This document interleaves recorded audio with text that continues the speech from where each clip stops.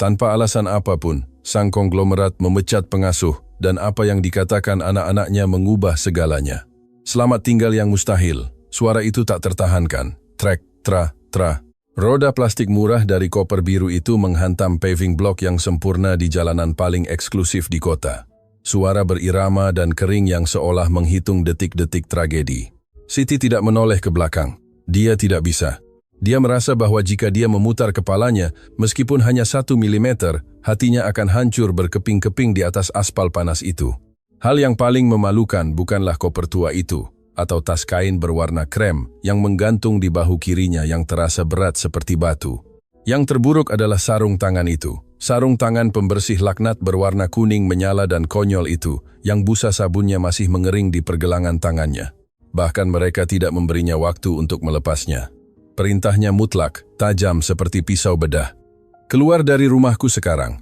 Dan Siti, dengan sisa martabat yang dimilikinya, menuruti, menyeret seluruh hidupnya ke bawah jalan, dengan tangan berkeringat di dalam lateks, merasa lebih kotor daripada sampah yang biasa dia buang.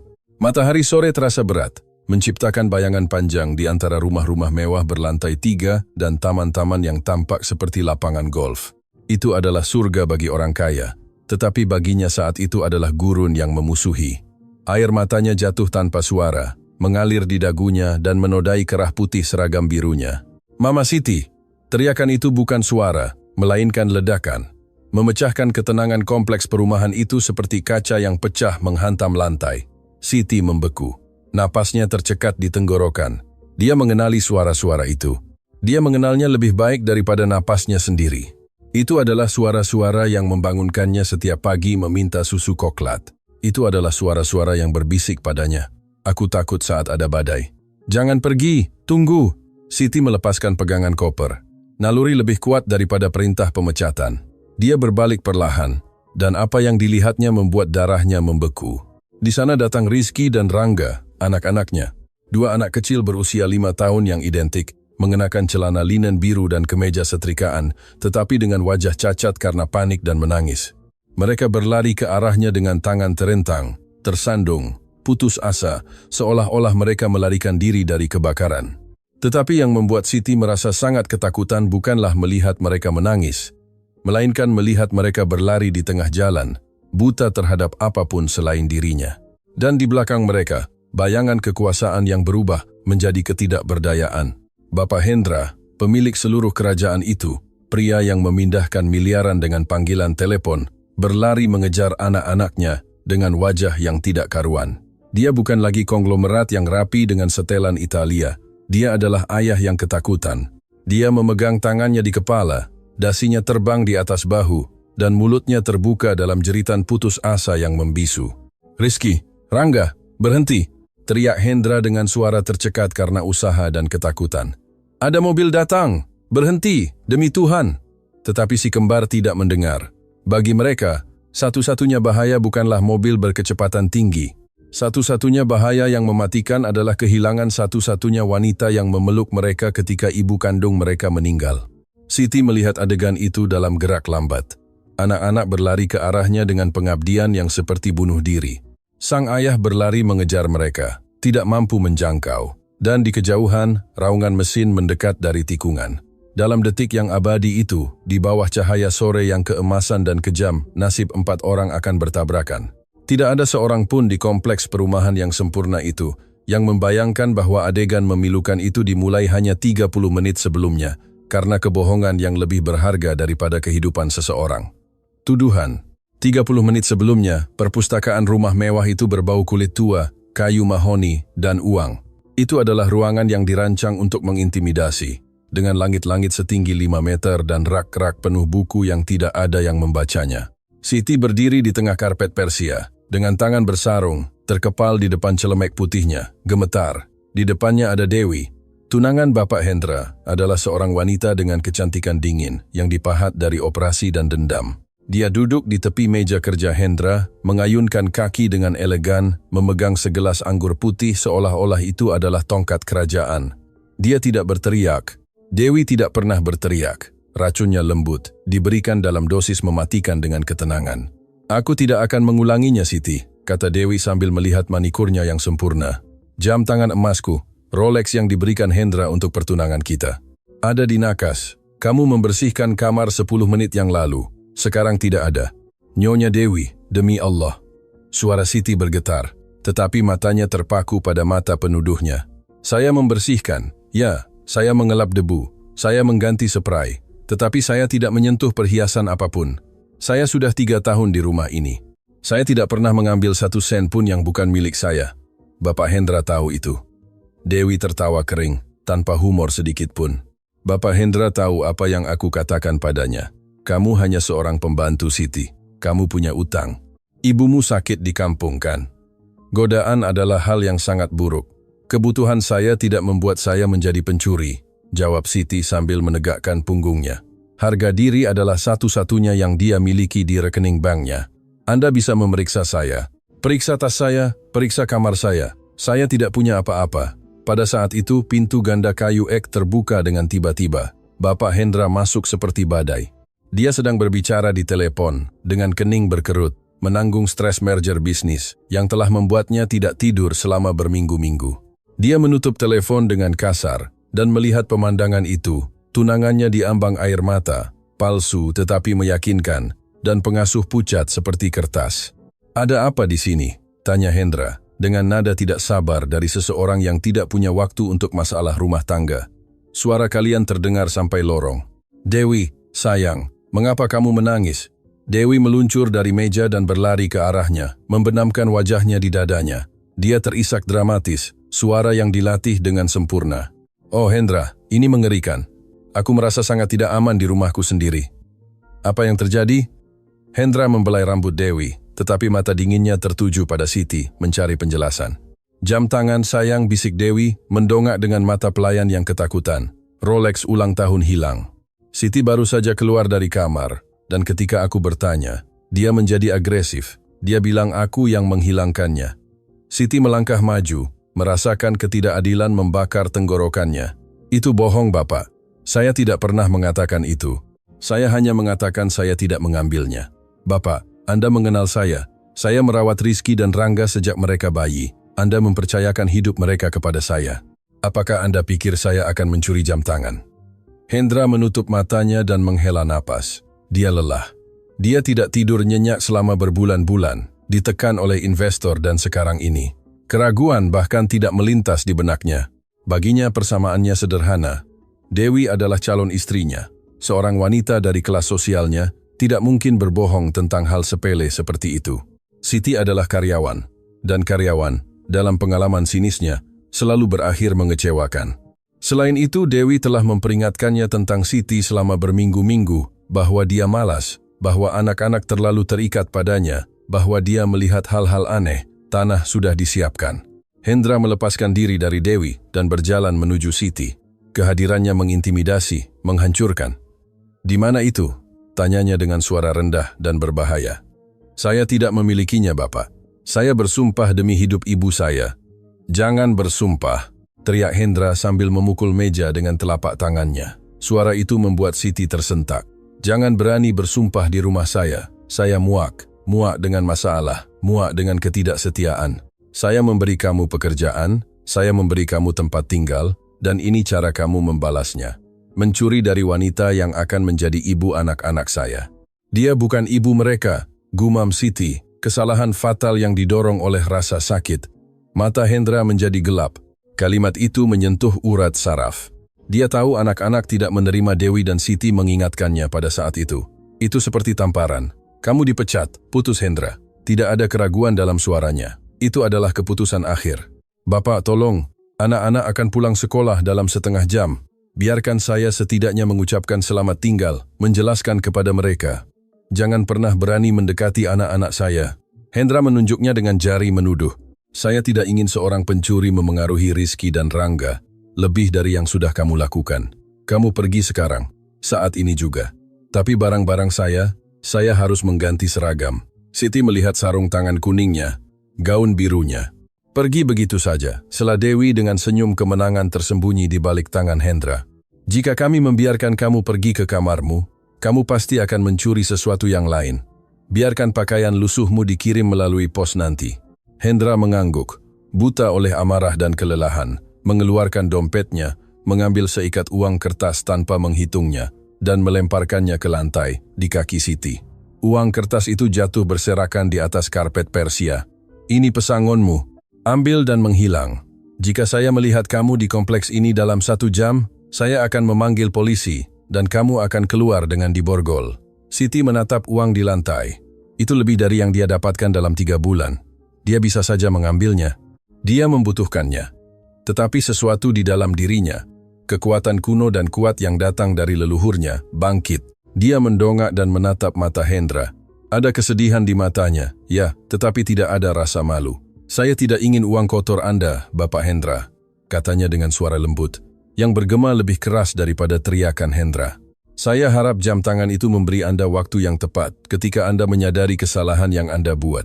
Bukan untuk saya, tetapi untuk anak-anak Anda." Siti berbalik, mengambil kopernya yang kebetulan dekat dengan pintu layanan. Dewi telah memastikan semuanya siap. Dia meraih tasnya dan keluar dari perpustakaan. Hendra terengah-engah, merasakan kekosongan yang aneh di perutnya. Dewi segera memeluknya, mencium pipinya. "Kamu melakukan hal yang benar, sayangku. Kamu sangat berani. Sekarang kita akan memiliki kedamaian." Tetapi kedamaian itu berlangsung tepat 20 menit. Waktu yang dibutuhkan bas sekolah untuk mengerem di depan pintu, dan waktu yang dibutuhkan 2 anak untuk berlari ke dalam rumah sambil berteriak, "Siti! Siti! Lihat apa yang kami gambar!" Hanya untuk menemukan keheningan yang mencekam dari rumah tanpa jiwa. Dan kemudian kekacauan pecah. Kejahatan Dewi. Lorong yang mengarah dari perpustakaan ke pintu depan yang megah terasa meregang, berubah menjadi terowongan marmer dingin dan gema kosong yang tak ada habisnya. Siti berjalan dengan kepala tegak, meskipun di dalam kakinya gemetar seperti daun tertiup angin. Suara langkah kakinya sendiri terasa asing baginya, jauh, seolah-olah milik orang lain. Seorang wanita yang dihukum yang berbaris menuju tiang gantungan. Dia tidak berhenti untuk mengambil uang itu. Uang kertas yang kusut itu tetap tersebar di karpet Persia sebagai penghinaan terakhir, kesaksian betapa kecilnya nilai kesetiaannya bagi pria yang telah dia layani dengan pengabdian itu. Dia menyeret koper birunya berguling di belakangnya dan tasnya di bahu. Tetapi yang paling membebani dia adalah kekosongan di dadanya, lubang hitam tempat beberapa detik sebelumnya, tinggal kepastian bahwa dia memiliki rumah dan keluarga, meskipun hanya pinjaman. Tepat ketika tangannya yang bersarung menyentuh kenop perunggu pintu utama, dia merasakan kehadiran di belakangnya. Itu bukan Hendra. Parfum itu, campuran manis dari mawar impor dan kasturi mahal, menamparnya sebelum suara itu. Itu adalah Dewi. "Jangan pergi secepat itu, sayang," bisik Dewi. Nadanya tidak lagi memiliki kerapuhan menangis yang dia tunjukkan di perpustakaan. Sekarang itu adalah es murni, tajam dan memotong. Siti berbalik perlahan. Dewi berdiri beberapa meter jauhnya, dengan tangan bersilang dan senyum yang tidak mencapai matanya. Dia tidak lagi berpura-pura. Topeng tunangan sempurna telah jatuh, mengungkapkan kekejaman perhitungan yang dia sembunyikan di bawahnya. "Mengapa?" tanya Siti dengan suara serak, karena ketidakpercayaan. "Mengapa begitu banyak kejahatan, Nyonya Dewi? Saya tidak pernah melakukan apapun kepada Anda. Anda memiliki segalanya, uang, kecantikan, pria yang baik. Mengapa menghancurkan seorang karyawan sederhana?" Dewi tertawa kecil, hampir tidak terdengar, dan melangkah maju, menyerbu ruang pribadi Siti. Matanya bersinar dengan kebencian penuh kemenangan. "Kamu pikir ini karena kamu?" Dewi menggelengkan kepalanya, seolah-olah dia berbicara dengan anak yang lambat memahami. "Oh, Siti, kamu begitu tidak penting sehingga kamu bahkan tidak pantas mendapatkan kebencianku. Ini bukan karena kamu, ini karena mereka." Dengan gerakan halus, Dewi menunjuk ke lantai atas, ke kamar anak-anak yang saat itu kosong. "Anak-anak," Siti merasakan hawa dingin, tapi mereka seperti malaikat. Mereka adalah parasit. Ludah Dewi dan wajahnya berkerut menjadi seringai jijik yang tulus. Mereka berisik, lengket, dan yang terburuk dari semuanya, mereka adalah kenangan hidup dari mendiang itu, istri pertama, Hendra. "Aku tidak berniat berbagi hidupku, rumah mewahku, atau warisanku dengan 2 bocah yang bukan milikku. Dan kamu adalah masalah utamanya." Siti membuka matanya lebar-lebar, akhirnya memahami besarnya jebakan itu. "Saya adalah perlindungan mereka," bisik Siti. "Tepat sekali." Dewi mengangguk sambil menikmati kemenangannya. "Selama kamu di sini bertindak sebagai ibu pengganti, Hendra merasa tenang. Kamu menutupi kekurangan kasih sayang mereka. Kamu merawat mereka, memanjakan mereka, membuat mereka bahagia. Tetapi tanpamu, Siti, mereka akan menjadi tak tertahankan. Mereka akan menangis, berteriak, mengamuk. Dan Hendra tidak punya kesabaran. Dia adalah seorang pengusaha, bukan untuk popok atau hiburan malam. Dewi membungkuk ke telinga Siti, merendahkan suaranya hingga menjadi desisan beracun. Kamu ingin tahu apa yang akan terjadi setelah kamu melewati pintu itu? Besok pagi, Rizky dan Rangga akan pergi. Mereka pergi? Kemana? Jantung Siti mulai berdebar kencang. Ke sekolah asrama di Swiss, ungkap Dewi dengan senyum kejam. Tempat yang sangat ketat, sangat jauh. Tempat mereka mengajarkan disiplin dan tempat mereka tidak mengganggu. Aku sudah menyiapkan surat-suratnya di kantor Hendra. Aku hanya butuh alasan agar dia menandatangani tanpa berpikir dua kali. Dan pencurianmu, sayang, adalah alasan yang sempurna. Stres karena pencurian, kekecewaan. Malam ini, ketika dia lelah dan marah, aku akan memberitahunya bahwa satu-satunya solusi agar anak-anak aman dan terdidik dengan baik, jauh dari pengaruh pembantu pencuri, adalah sekolah asrama, dan dia akan menandatangani. Dunia Siti berhenti. Swiss, jauh dari ayah mereka, jauh dari rumah mereka, jauh dari satu-satunya cinta yang mereka kenal. Rizky dan Rangga, begitu kecil, begitu sensitif, akan mati karena kesedihan. Rizky mengalami mimpi buruk jika mereka tidak meninggalkan lampu menyala. Rangga alergi terhadap kacang dan tidak ada orang lain selain dia yang tahu cara memeriksa label dengan benar. Apakah Anda monster? Teriak Siti, melupakan posisinya, melupakan ketakutan. Kemarahan seekor induk singa menguasai dirinya. Siti mencoba melewati Dewi untuk kembali ke perpustakaan. Dia harus memberitahu Hendra. Dia harus meneriakkan kebenaran. Bahkan jika mereka menyeretnya keluar. Bapak Hendra, dengarkan saya. Teriak Siti dengan sekuat tenaga, suaranya memantul di dinding tinggi. Tetapi Dewi lebih cepat. Dengan kekuatan yang mengejutkan, dia mendorong Siti ke pintu yang terbuka. Dan pada saat itu, Hendra muncul di ujung lorong keluar dari perpustakaan. Bapak Hendra, mohon Siti sambil berpegangan pada kusen pintu. Ini bukan tentang jam tangan. Dia ingin mengirim anak-anak ke sekolah asrama. Dia membenci mereka. Tolong, dengarkan saya. Hendra berhenti. Wajahnya adalah topeng batu dan kekecewaan. Dia melihat Siti hancur, meneriakkan hal-hal yang baginya tidak masuk akal. Dan kemudian dia melihat Dewi, yang segera mengadopsi postur korban yang ketakutan, meletakkan tangannya di dada. Hendra, demi Tuhan, teriak Dewi dengan suara bergetar. Dia tidak seimbang, dia mengancam saya. Dia bilang dia akan membawa anak-anak. Kebohongan itu adalah pukulan terakhir. Hendra mengeraskan rahangnya.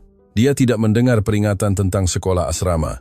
Dia hanya mendengar teriakan seorang wanita yang baru saja dia pecat karena mencuri. Keluar dari rumah saya! Teriak Hendra sambil menunjuk ke pintu keluar dengan jari memerintah.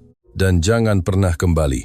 Bapak, anak-anak Anda, jangan biarkan mereka membawa mereka. Teriak Siti untuk terakhir kalinya dengan air mata membakar matanya. Hendra melangkah maju dengan langkah panjang dan marah. Siti, secara naluriah mundur ke teras. Hendra sampai di pintu dan tanpa keraguan, tanpa sedetik pun keraguan, menutupnya. Blam! Suara pintu kayu ek yang kokoh menutup adalah definitif. Itu adalah suara kehidupan yang pecah. Siti mendengar bunyi kering dari kunci otomatis yang diaktifkan dari dalam. Dia berdiri di sana di teras besar di depan pintu yang tertutup. Keheningan kompleks perumahan kaya itu menyelimutinya lagi. Dia sendirian, dia telah gagal. Dia melihat sarung tangan kuningnya, simbol layanannya, dan sekarang malapetakannya. Dia meraih kopernya dengan tangan yang sepertinya tidak memiliki kekuatan, dan mulai menuruni tangga masuk, menyeret kakinya, menyeret jiwanya, sementara rencana Dewi mulai dieksekusi di dalam benteng kebohongan itu. Pelarian si kembar. 20 menit kemudian, bas sekolah kuning mengerem dengan derit pneumatik di depan rumah mewah itu. Pintu terbuka, dan dua sosok kecil yang identik turun, Rizky dan Rangga. Mereka datang dengan gembira. Rizky membawa selembar kertas kusut di tangannya dengan gambar yang dibuat dengan krayon. Itu adalah mereka berdua, ayah mereka dan Siti, semua berpegangan tangan di bawah matahari yang besar dan tersenyum. Rangga membawa bunga yang pipih, yang telah dia petik dari taman sekolah. Hadiah untuk mama Sitinya. Siapa yang duluan sampai dapur akan mendapatkan kue ekstra, teriak Rangga. dan keduanya berlari ke pintu masuk samping yang selalu mereka gunakan karena Siti selalu membiarkannya terbuka untuk mereka. Mereka masuk dengan menyerbu ke dapur, menunggu bau roti yang baru dipanggang atau pelukan hangat yang berbau sabun lavender dari pengasuh mereka. "Siti, kami pulang!" teriak Rizky sambil mengacungkan gambarnya. Tetapi hanya dengungan kulkas yang menjawab. Dapur itu bersih, dingin, kosong. Tidak ada makanan ringan di meja, tidak ada musik pelan di radio. "Siti?" tanya Rangga, dan senyumnya sedikit memudar. Bunga di tangannya tampak layu seketika. Anak-anak bertukar pandang. Koneksi kembar itu, benang tak terlihat yang menyatukan mereka, bergetar dengan sinyal alarm. Ada yang salah. Rumah itu terasa berbeda, terasa memusuhi. Mereka berjalan berjingkat menuju aula utama. Mereka mendengar suara-suara datang dari ruang tamu. Suara orang dewasa. Mereka mengenali suara berat ayah mereka dan nada tinggi Dewi. Mereka bersembunyi di balik pagar tangga spiral, berjongkok seperti dua binatang kecil yang ketakutan dan menajamkan telinga. "Tenang saja, sayangku," kata Dewi. Suaranya terdengar santai, puas. Yang terburuk sudah berlalu. Wanita itu sudah jauh. "Aku tidak percaya dia mencuri dari kita." "Jangan pikirkan itu lagi," sela Dewi. "Lihat sisi baiknya. Sekarang kita punya jalan bebas untuk apa yang kita bicarakan. Aku sudah menelepon kepala sekolah St. George Institute di Swiss. Mereka punya 2 tempat kosong untuk semester yang dimulai minggu depan." Jantung Rizky berhenti. Dia meremas tangan Rangga begitu keras, hingga buku-buku jarinya memutih. "Swiss?" tanya Hendra ragu. "Dewi, mereka masih sangat kecil, baru 5 tahun, bukankah terlalu dini?" "Hendra, tolong," desak Dewi dan nadanya menjadi persuasif, manipulatif. "Lihat kita diambang kehancuran. Kamu bekerja sepanjang hari. Aku punya urusan amal dan organisasi pernikahan. Tanpa Siti, siapa yang akan menjaga mereka? Pembantu lain yang mencuri dari kita? Orang asing lain? Di Swiss mereka akan bersama anak-anak bangsawan Eropa. Mereka akan belajar bahasa, disiplin, ski, itu yang terbaik untuk masa depan mereka." Selain itu dia berhenti sejenak secara dramatis. "Dengan begitu kita akan punya waktu untuk kita. Untuk bulan madu kita, untuk memulai keluarga kita sendiri, tanpa beban masa lalu." Ada keheningan yang mengerikan dan berat. Rizky dan Rangga menahan napas, menunggu ayah mereka berteriak. "Tidak," menunggu dia membela hak mereka untuk berada di rumah. "Mungkin kamu benar," gumam Hendra akhirnya. "Itu adalah suara pria yang kalah, yang memilih jalan mudah. Aku tidak tahu harus berbuat apa dengan mereka tanpa bantuan. Mungkin ini yang terbaik." "Siapkan paspor," kata Dewi penuh kemenangan. "Besok pagi kita bawa mereka ke bandara." Di puncak tangga, dunia si kembar hancur berkeping-keping. Siti telah pergi. Ayah mereka akan meninggalkan mereka. Penyihir jahat telah menang. Rizky menatap Rangga. Mata mereka penuh air mata, tetapi juga tekad yang putus asa. Mereka tidak perlu bicara. Mereka mengerti hanya dengan saling pandang. Kita harus menemukan Siti. Dia satu-satunya yang mencintai kita. Dia akan menyelamatkan kita. Mereka bangkit tanpa suara dan berlari menuju kamar mereka di lantai pertama. Mereka menutup pintu, tetapi mereka tahu mereka tidak bisa keluar melalui lorong. Dewi dan Hendra memblokir pintu keluar utama dan dapur terlalu jauh. Jika mereka terlihat, mereka akan ditangkap. Jika mereka terlihat, mereka akan dikurung sampai dikirim ke tempat dingin bernama Swiss itu. Mereka berlari ke jendela yang menghadap ke jalan. Itu terkunci. Rangga, yang paling impulsif, mencoba membukanya, tetapi mekanismenya macet karena cat baru.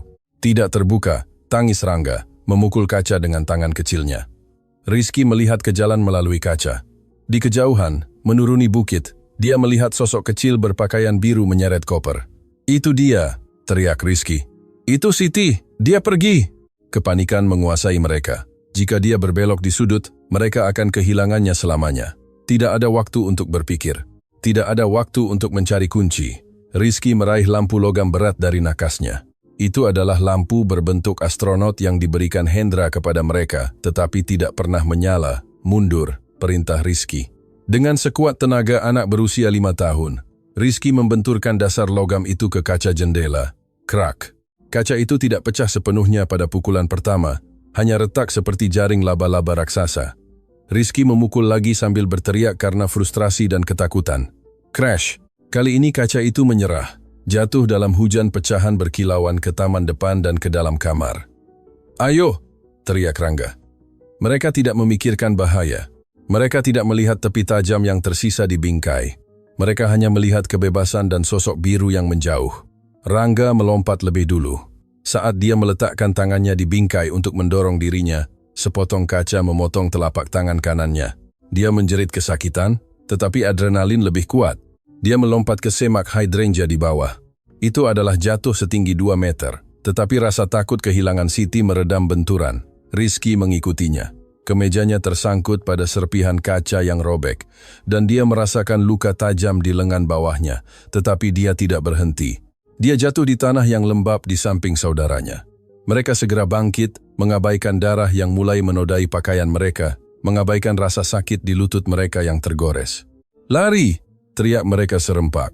Mereka melesat keluar dari taman, melintasi gerbang besi tempa, yang untungnya dibiarkan sedikit terbuka oleh tukang kebun, dan menginjak aspal panas di jalan. "Mama Siti!" teriak mereka dengan paru-paru yang sepertinya akan meledak. Teriakan itulah yang memberitahu Hendra di dalam rumah. Suara anak-anaknya tidak bermain, melainkan berteriak kesakitan. Di jalan, Siti berhenti. Si kembar melihatnya berbalik, dan kemudian mereka berlari lebih cepat dari sebelumnya. Mereka tidak berlari menuju seorang pengasuh, mereka berlari menuju hidup mereka. Mereka berlari dengan tangan terbuka, berdarah, menangis, mencari satu-satunya perlindungan yang tersisa bagi mereka di dunia yang baru saja mengkhianati mereka. Dan di belakang mereka, pintu rumah mewah itu terbuka dengan tiba-tiba, dan Hendra melesat keluar, menyadari terlambat bahwa harta sejati dalam hidupnya tidak ada di brankas, melainkan berlari tanpa alas kaki di atas aspal panas, menjauh darinya. Wahyu, The Twist, di jalan, dampaknya bersifat fisik, brutal, dan penuh kelembutan yang putus asa. Siti tidak punya waktu untuk berpikir atau mengevaluasi konsekuensi, atau untuk mengingat bahwa hanya beberapa menit yang lalu, dia diperlakukan sebagai kriminal di rumah yang sama itu. Melihat Rizky dan Rangga berlari ke arahnya, dengan wajah mereka berlumuran air mata dan ternoda darah, tubuhnya bereaksi dengan memori otot keibuan. Dia melepaskan koper biru yang jatuh dengan bunyi gedebuk di trotoar, dan menjatuhkan dirinya berlutut di atas aspal yang membakar. Dia tidak peduli dengan rasa sakit yang tajam di tempurung lututnya saat membentur semen keras. Lengan-lengannya terbuka secara naluriah, seperti sayap burung yang mencoba melindungi anak-anaknya dari badai yang akan datang. Anak-anakku, teriak Siti dengan suara tercekat oleh isakan yang naik dari dadanya. Si kembar bertabrakan dengannya dengan kekuatan badai kecil. Mereka tidak mengerem, mereka menerjang ke dadanya, membenamkan wajah mereka di kain seragamnya yang kaku, berpegangan pada lehernya, bahunya, dimanapun mereka bisa berpegangan, agar tidak terseret oleh arus pengabaian yang mereka rasakan. "Jangan pergi, jangan tinggalkan kami," teriak Rangga. Suara melengkingnya pecah menjadi permohonan yang tidak jelas. Siti memeluk mereka erat-erat, menutup matanya saat dia merasakan tubuh kecil mereka bergetar hebat di tubuhnya. Tetapi kemudian dia merasakan sesuatu yang basah dan lengket di tangannya. Dia membuka matanya dan teror menyerangnya. Sarung tangan pembersih kuningnya yang mewakili status inferiornya diwarnai merah tua. "Darah!" teriak Siti, memisahkan mereka sedikit untuk memeriksa mereka. "Kalian berdarah? Ya Tuhan, apa yang kalian lakukan?" "Kami memecahkan jendela," isak Rizky tanpa melepaskannya, berpegangan pada celemeknya seolah-olah itu adalah pelampung. "Kami harus memecahkannya untuk menjangkau Mama. Pintu dikunci. Ayah mengunci kami." Jantung Siti berhenti sejenak. Mereka melukai diri mereka sendiri karena dia. Mereka melewati kaca pecah hanya untuk mencegahnya pergi. Besarnya cinta itu memukulnya lebih keras daripada penghinaan Dewi. Dia mulai menangis, mencampurkan air matanya dengan darah luka yang dia coba tekan dengan tangan bersarungnya untuk menghentikan alirannya. "Kalian gila. Sayangku, kalian gila," tangis Siti, mencium kepala mereka yang berkeringat. "Kalian bisa saja terbunuh." Pada saat itu, bayangan panjang dan mengancam jatuh di atas mereka. Suara sepatu kulit mewah yang membentur aspal dengan panik berhenti tepat di samping mereka. Napas terengah-engah dan marah seorang pria memenuhi udara. Siti mendongak. Bapak Hendra berdiri di sana di atas mereka, menghalangi matahari. Setelan Italianya kusut, dasinya berantakan, dan wajahnya merah karena marah, panik, dan kebingungan. Tetapi matanya tidak melihat cinta dalam adegan itu. Matanya, diracuni oleh kebohongan Dewi, hanya melihat seorang pencuri memanipulasi anak-anaknya. "Lepaskan mereka!" raung Hendra. Teriakan itu begitu kuat sehingga membuat beberapa tetangga mengintip dari balik tirai rumah mewah mereka. "Singkirkan tangan kotormu dari anak-anakku." Hendra membungkuk dengan keras, mencoba menarik Rangga dari lengan Siti. Dia meraih lengannya, tidak menyadari luka-luka itu dalam kebutaan amarahnya. "Kemari!" teriak Hendra sambil menarik anak itu. "Apa yang kamu lakukan pada mereka? Apakah kamu menculik mereka? Aku tahu, kamu adalah seorang kriminal." "Tidak, Bapak. Hati-hati," teriak Siti. Bukan untuk membela dirinya, tetapi melindungi Rangga.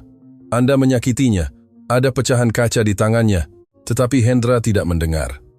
Adrenalin berdengung di telinganya. Dia melihat darah di seragam wanita itu, dan pikirannya cenderung pada bencana, membayangkan yang terburuk. Dia pikir dia telah melukai mereka, bahwa dia menyeret mereka. "Jauhi mereka." Hendra mendorong Siti dengan keras di bahu. Siti, yang berada dalam posisi berlutut yang tidak stabil, jatuh ke belakang. Pinggulnya membentur tepi trotoar. Anak-anak berteriak melihat mbok mereka jatuh. "Ayah, jangan!" Teriakan itu serempak, memilukan.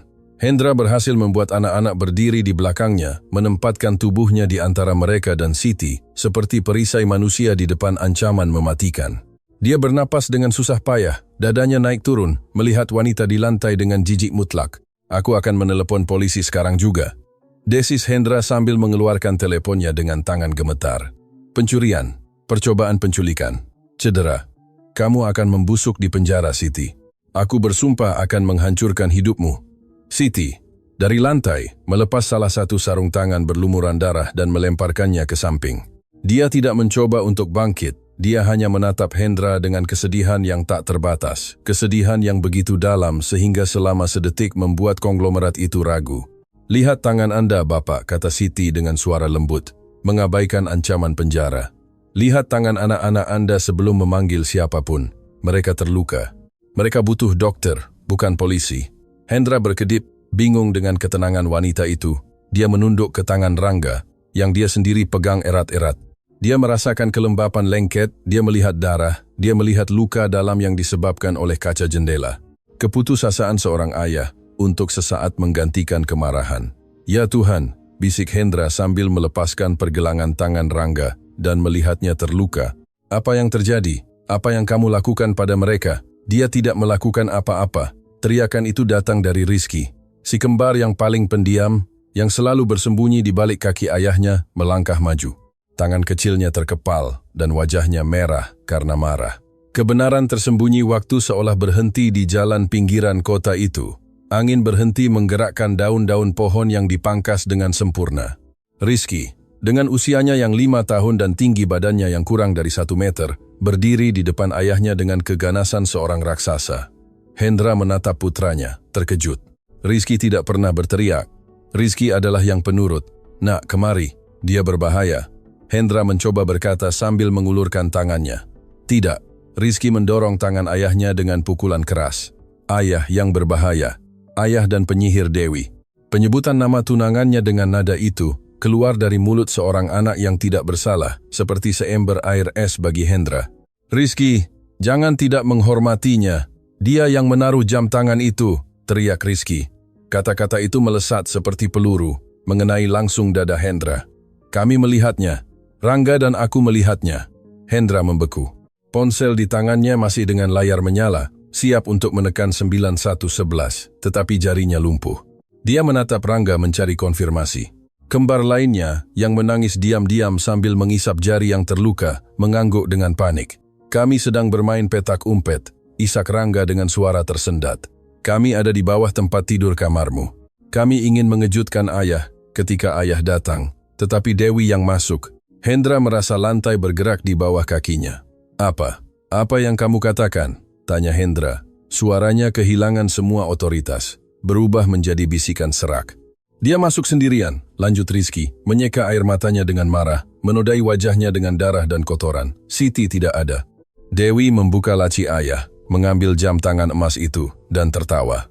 Dia tertawa dengan jelek. "Ayah." Dan kemudian dia pergi ke kamar Siti dan memasukkannya ke dalam tasnya, yang berwarna krem. Dia berkata, "Selamat tinggal, pembantu bodoh." Kami mendengarnya. Pikiran Hendra mencoba menolak informasi itu. Tidak mungkin. Dewi adalah seorang wanita kelas atas, terpelajar. Tunangannya, Mengapa dia melakukan sesuatu yang begitu rendah? Mengapa menjebak seorang pengasuh rendahan? Kalian pasti salah lihat. Gumam Hendra mencoba berpegangan pada realitas yang dia bangun. Mungkin dia sedang mencarinya. Tidak, desak Rizky sambil memukul kaki ayahnya dengan tangan kecilnya. Dia memberitahu kami bahwa dia akan mengirim kami ke Swiss. Dia bilang Siti adalah penghalang dan kami adalah parasit. Dia bilang dia membenci anak-anak. Dia bilang dia ingin kami pergi agar dia bisa sendirian dengan ayah dan uangnya, tambah Rangga gemetar. Dia bilang Siti adalah satu-satunya yang membela kami, dan itulah mengapa dia harus pergi. Setiap kata dari anak-anaknya adalah palu yang menghancurkan fondasi kehidupan sempurna Hendra, parasit. Swiss, penghalang. Kata-kata itu bergema di kepalanya menghubungkan titik-titik yang sengaja dia abaikan, saat-saat Dewi meminta anak-anak makan malam di dapur, saat-saat dia menyarankan perkemahan musim panas selama 3 bulan, dinginnya, tatapannya, ketika dia pikir, tidak ada yang melihatnya. Hendra mendongak perlahan dari aspal, memutar lehernya ke arah rumah mewahnya, benteng kesuksesan dan kekayaan yang menjulang tinggi di ujung pintu masuk paving block, dan kemudian dia melihatnya. Di jendela lantai 2, tepat di atas balkon utama, ada Dewi. Dia tidak berlari ke arah mereka, dia tidak memanggil ambulans, meskipun jelas bahwa anak-anak terluka dan ada konflik di jalan. Dia berdiri diam, dengan satu tangan bersandar di bingkai jendela, dan tangan lainnya memegang segelas anggur putihnya. Jaraknya cukup jauh, tetapi kejernihan hari dan pandangan sempurna, Hendra memungkinkannya melihat ekspresinya. Tidak ada kekhawatiran, tidak ada penderitaan, ada rasa kesal. Dia mengamati adegan itu seperti seseorang yang menonton acara televisi yang membosankan menunggu iklan berakhir. Melihat Hendra menatapnya, Dewi tidak menyapa atau membuat isyarat alarm. Dia hanya berbalik dengan elegan dan menutup tirai beludru tebal, menghilang dari pandangan. Gerakan itu, tindakan sederhana menutup tirai di depan darah anak-anaknya adalah bukti definitif. Lebih meyakinkan daripada video keamanan apapun, lebih kuat daripada pengakuan apapun. Hendra merasakan mual yang hebat. Dia telah tidur dengan musuh. Dia hampir menyerahkan anak-anaknya kepada seorang wanita yang membenci mereka dan telah mengusir satu-satunya orang yang menjatuhkan dirinya ke lantai, memecahkan lututnya untuk menangkap mereka. Dia menunduk ke Siti. Dia masih di lantai dengan seragam kotor dan robek, tetapi dia tidak lagi menangis untuk dirinya sendiri. Dia merobek selembar celemek putihnya sendiri untuk membalut tangan Rangga, mengabaikan rasa sakit di pinggulnya yang terbentur. "Mengapa kamu tidak memberitahu saya bahwa dia mengancam mereka?" tanya Hendra dengan suara serak, berlutut di depannya, bukan sebagai bos, tetapi sebagai pria yang kalah. Siti mendongak, mata cokelatnya, bersih dan jujur, tertuju pada Hendra. "Saya mencoba memberitahu Anda, Bapak Hendra. Di lorong saya berteriak bahwa dia ingin mengirim mereka ke sekolah asrama. Saya berteriak bahwa anak-anak dalam bahaya." Siti berhenti sejenak dan menghela napas. Hembusan napas yang bergetar, tetapi Anda menutup pintu. Anda memilih untuk percaya padanya karena dia berbau parfum mahal, dan saya berbau sabun. Kalimat itu menusuk Hendra seperti tombak. Itu benar. Klasismenya, kesombongannya, kebutaannya, yang disengaja hampir menghancurkan keluarganya. Dia melihat tangan Siti, tangan kasar itu karena kerja keras, yang sekarang memegang tangan putranya yang terluka dengan kelembutan tak terbatas. Tangan-tangan itu yang tidak pernah mencuri apapun, hanya memberi. "Ayah," bisik Rangga, menyandarkan kepalanya di bahu Siti. "Tanganku sakit. Aku ingin pulang bersama Siti." Hendra merasakan air mata, panas dan asing, menyengat matanya. Dia tidak menangis sejak pemakaman istrinya. Tetapi melihat kesetiaan mutlak anak-anaknya kepada wanita itu dan martabatnya, terlepas dari penghinaan, merobohkan bendungan. "Ya, nak," kata Hendra sambil menelan gumpalan di tenggorokannya. Dia bangkit perlahan, tetapi kali ini postur tubuhnya telah berubah. Dia bukan lagi konglomerat yang berlari panik. Sekarang dia adalah pria dengan misi, kemarahan dingin dan perhitungan, sangat berbeda dari amarah buta sebelumnya, menetap di dadanya. Dia melihat ke rumah, ke jendela tertutup tempat Dewi bersembunyi. "Mari kita pulang," kata Hendra sambil mengulurkan tangan ke Siti. "Itu bukan perintah, itu adalah undangan, itu adalah permohonan.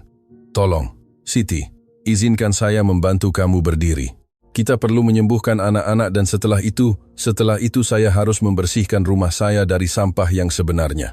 Siti ragu sejenak. Dia melihat tangan Hendra yang terawat baik. Kemudian dia melihat anak-anak yang menatapnya dengan mata memohon. Dia menghela napas mengetahui bahwa hatinya tidak akan membiarkannya meninggalkan mereka di sana, terluka dan rentan. Dia melepas sarung tangan kuningnya yang lain, menjatuhkannya di samping koper seperti seseorang yang meninggalkan kulit lama, dan meraih tangan Hendra. Dia menariknya dengan lembut, tetapi dengan kuat, membantunya berdiri. "Jangan khawatir tentang koper itu, Bapak," kata Siti sambil sedikit pincang.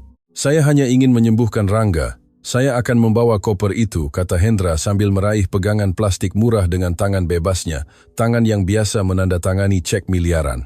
Dan begitulah prosesi aneh itu dimulai kembali mendaki bukit.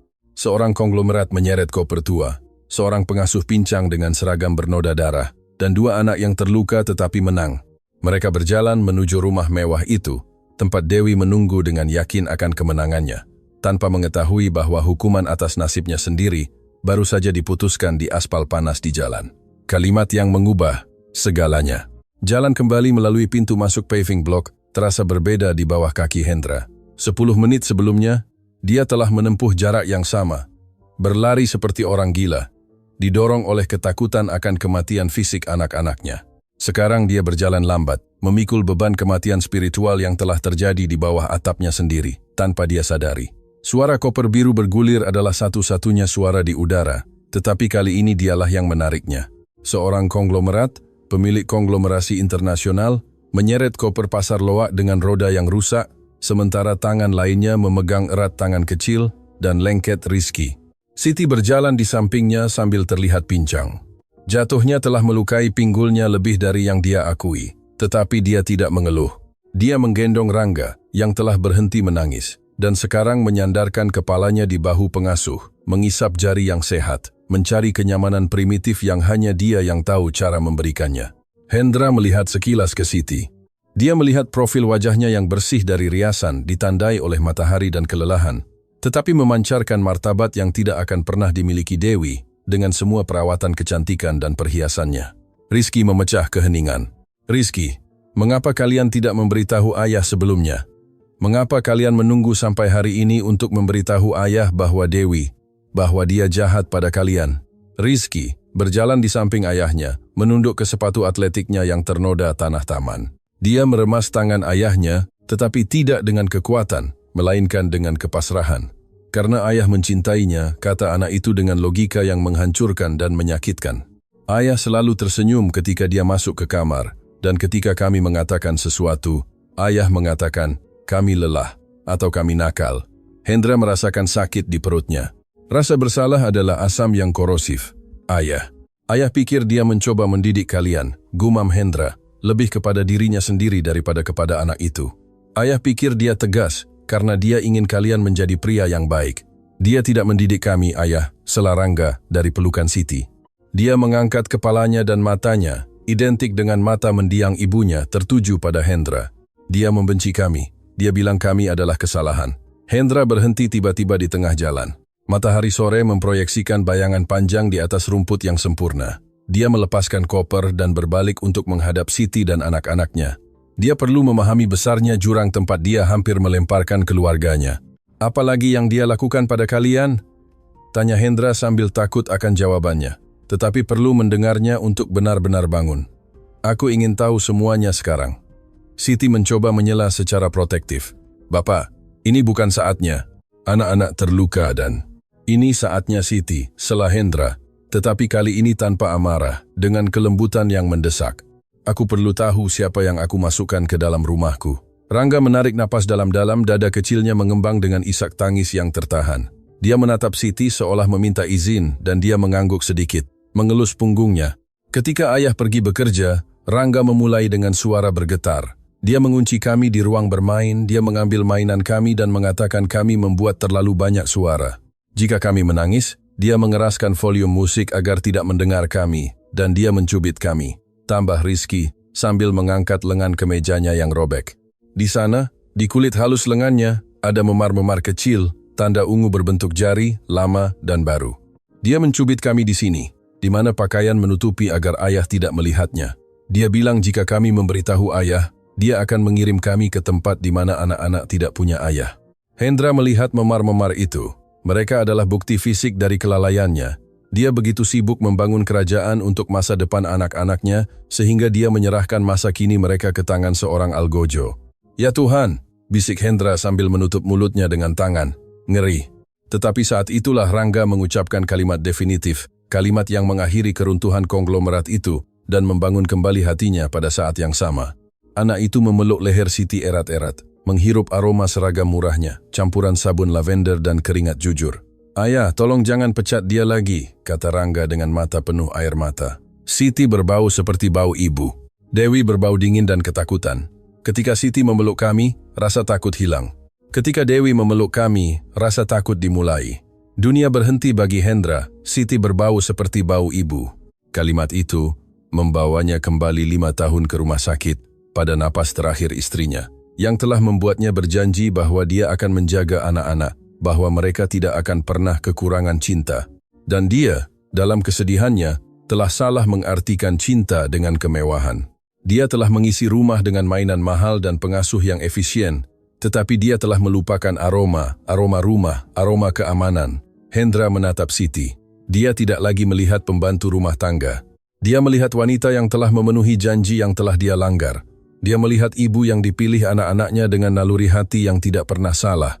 Dia berbau seperti ibu, ulang Hendra berbisik dan air mata tunggal, berat dan panas mengalir di pipinya. Itu adalah pertama kalinya anak-anaknya melihatnya menangis. Keheningan yang mengikuti adalah sakral. Angin menggerakkan puncak pohon, dan untuk pertama kalinya, dalam beberapa tahun, Hendra merasa bisa bernapas dengan sungguh-sungguh. Perban telah jatuh sepenuhnya. Bayangan Dewi di jendela, acuh tak acuh dan kejam, bertumpang tindih dengan bayangan Siti di lantai. Berdarah demi anak-anaknya.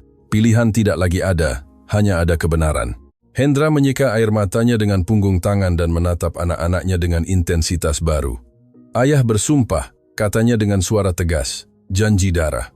Ayah bersumpah demi ingatan ibu kalian bahwa tidak ada seorang pun yang akan menyakiti kalian lagi. Kalian tidak akan pernah takut lagi di rumah kalian sendiri. Dia mengambil koper lagi, tetapi kali ini dia mengangkatnya di udara dengan satu tangan, seolah-olah tidak ada bobotnya, seolah-olah dengan mengangkatnya dia juga mengangkat beban kesalahannya. Ayo, katanya. Kita punya pembersihan yang harus dilakukan dan aku tidak bermaksud rumahnya. Perjalanan transformasi. Pintu masuk ke rumah mewah itu tidak terasa seperti kemenangan, tetapi kuat. Pintu depan kayu ek yang kokoh, yang telah ditutup Dewi dengan kepuasan beberapa menit sebelumnya, terbuka lebar di bawah dorongan Hendra yang penuh tekad. Aula itu mengesankan. Lantai marmer Italia, lampu gantung kristal setinggi 2 meter, tergantung dari langit-langit dan tangga ganda yang menjerit kemewahan. Tetapi sore itu kemewahan itu diserbu oleh kenyataan. Hendra masuk lebih dulu meninggalkan koper tua Siti tepat di tengah aula, di atas lambang keluarga yang tertanam di lantai, merusak estetika sempurna tempat itu. Di belakangnya masuk Siti sambil pincang, menurunkan Rangga dari lengannya dengan hati-hati. Rizky masuk terakhir, melihat sekeliling dengan curiga, seolah-olah dia mengharapkan dinding menyerangnya. Duduk di sana, perintah Hendra sambil menunjuk salah satu sofa beludru putih bersih yang menghiasi pintu masuk. Itu adalah sofa pajangan, perabotan yang tidak diizinkan digunakan oleh siapapun. Siti ragu. Bapak, kami kotor, kami punya darah dan tanah. Kami akan menodai beludru itu. Beludru itu, seru Hendra, suaranya bergema di kubah. Itu hanya perabotan, Siti. Anak-anak saya lebih berharga daripada perabotan. Duduklah. Siti menurut, duduk dengan malu-malu di tepi, dengan Rizky dan Rangga menempel padanya seperti siput. Darah dari lutut Rangga langsung menodai kain putih, meninggalkan noda merah cerah. Hendra melihat noda itu dan tidak merasakan amarah, melainkan kelegaan. Noda itu nyata, noda itu adalah kehidupan. Rosa, Juana, teriak Hendra ke lorong layanan. 2 mbak rumah tangga muncul berlari, ketakutan oleh teriakan itu. Melihat adegan itu, bos yang berantakan, anak-anak yang terluka, pengasuh yang dipecat duduk di sofa terlarang, mereka menjadi lumpuh. Bawakan kotak pertolongan pertama, yang besar, dan air hangat dan handuk bersih. Sekarang, perintahnya. Para wanita berlari untuk menurut. Hendra tidak menunggu. Dia melepas jasnya yang berharga 3.000 dan melemparkannya ke lantai tanpa ragu. Dia menggulung lengan ke meja putihnya, melepas kancing manset emasnya dan meninggalkannya di atas meja samping. Ketika Rosa kembali dengan kotak pertolongan pertama, Hendra mengambilnya dari tangannya. Tinggalkan kami sendirian. Pergi ke dapur dan tunggu instruksi. Hendra berlutut di depan sofa. Dia tidak membungkuk. Dia berlutut langsung di atas marmer yang keras, sejajar dengan mata Siti dan anak-anak. Dia membuka kotak logam itu dan mengeluarkan desinfektan dan kasa. Biarkan saya yang melakukannya, Bapak. Anda tidak tahu. Siti mulai mencoba mengambil kapas. Naluri pelayanannya masih aktif, meskipun semuanya. Hendra menghentikan tangannya dengan lembut. Sentuhannya hangat, tegas, manusiawi. Tidak, Siti, katanya sambil menatap matanya. Kamu sudah melakukan bagianmu. Kamu menyelamatkan mereka. Kamu menerima pukulan itu. Sekarang giliran saya. Saya ayah mereka. Adalah tugas saya untuk menyembuhkan mereka. Siti menarik tangannya, terkejut. Dia melihat di mata Hendra sesuatu yang belum pernah dia lihat dalam 3 tahun dia bekerja di sana. Kerendahan hati. Bapak besar, pria yang tak tersentuh, berlutut di kakinya, siap membersihkan luka. Hendra mengambil kaki Rangga dengan kehati-hatian yang ekstrem. Dia membasahi kapas dengan antiseptik. Ini akan sedikit perih, jagoan, bisik Hendra. Dia meniup dengan lembut di atas lutut yang tergores saat dia membersihkan darah dan tanah. Rangga meringis, tetapi tidak menangis. Dia terpesona melihat ayahnya. Dia tidak pernah melihatnya begitu dekat, begitu fokus padanya. Ayah, kata Rangga lembut. Ayah tahu cara menyembuhkan. Aku sedang belajar, nak, jawab Hendra dengan suara tercekat. Aku sedang belajar banyak hal hari ini. Maafkan ayah karena tidak ada di sini untuk menyembuhkanmu sebelumnya. Hendra membersihkan setiap luka, membalut tangan Rangga dengan hati-hati bedah, menaruh plester di luka di lengan Rizky, dan kemudian melakukan sesuatu yang tidak terduga. Dia meraih tangan Siti. Siti mencoba menariknya karena malu. Tangannya merah, kasar, dengan kuku pendek dan tanpa cat, sangat berbeda dari tangan dengan manikur sempurna milik Dewi. Bapak, tangan saya kotor. Tanganmu adalah yang paling bersih di rumah ini, Siti, kata Hendra sambil memeriksa telapak tangan pengasuh. Dia melihat luka-luka kecil yang dia buat saat jatuh dan kulit yang teriritasi oleh bahan kimia pembersih. Tangan ini telah memegang keluargaku ketika aku melepaskannya. Hendra mengambil handuk basah dan mulai membersihkan tangan Siti.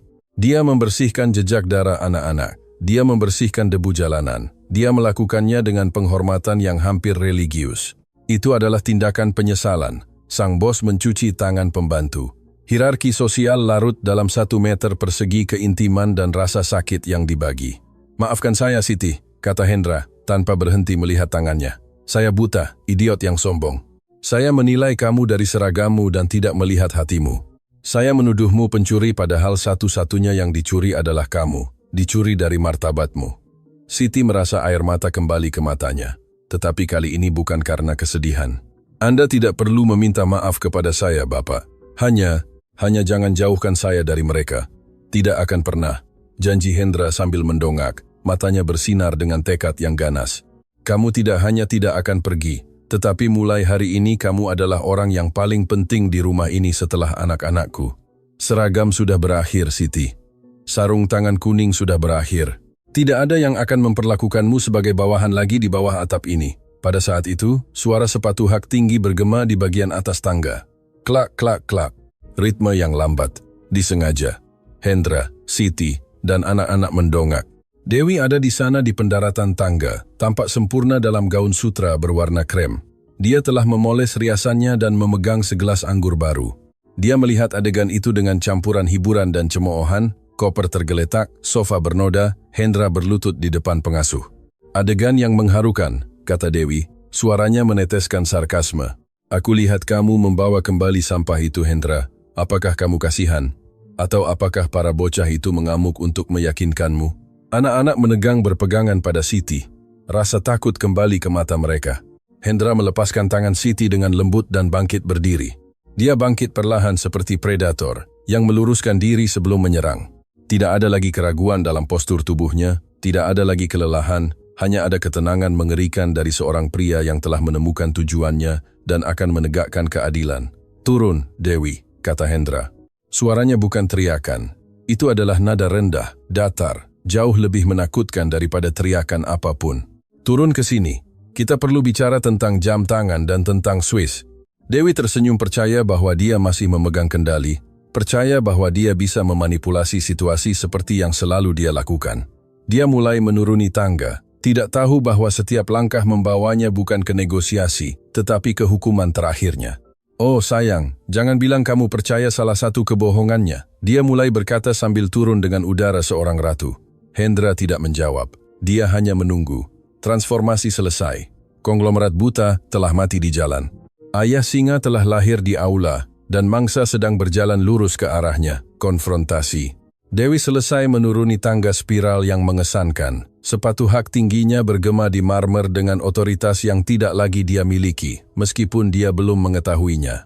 Dia berhenti beberapa meter dari sofa dengan satu tangan di pinggul dan tangan lainnya memegang gelas anggurnya, mengamati gambaran keluarga itu dengan seringai jijik yang nyaris tidak disembunyikan.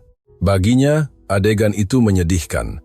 Pria paling berkuasa di kota, berlutut di samping seorang pembantu dan dua anak kotor.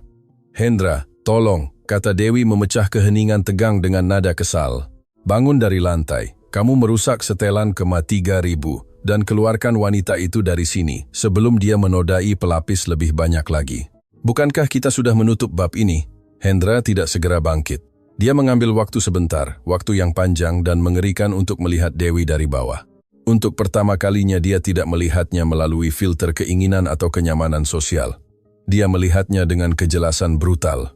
Dia melihat dinginnya di mata birunya, ketegangan kejam di sudut bibirnya, ketiadaan empati total terhadap anak-anak yang memiliki perban berdarah di tangan mereka.